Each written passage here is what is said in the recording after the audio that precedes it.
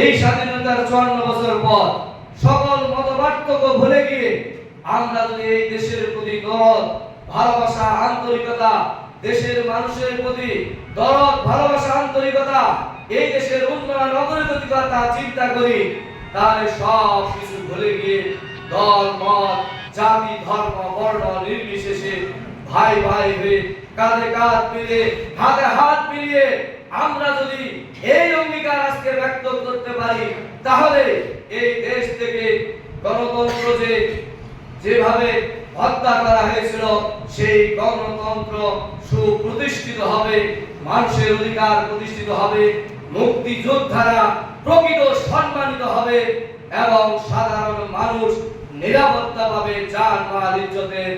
আমরা কি সেই অঙ্গীকার আজকে করতে পারি কিনা? কি বলে, আমরা কি সেই অঙ্গীকার করতে পারি? যদি আমরা পারি, তাহলে কেবলমাত্র আমাদের এই দেশের উন্নয়ন, অগ্রগতি সম্ভব হবে। আমি আজকে এই স্বাধীনতা এবং জাতীয় দিবসে আরেকটি কথা বলতে চাই।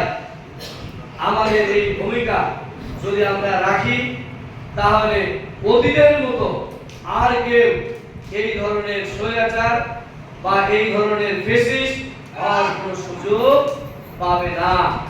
এই জন্য আমাদেরকে আজকে এই দিনে শপথ করতে হবে যে আমরা সবাই মিলে এই দেশকে করতে চাই, সবাই মিলে এই দেশ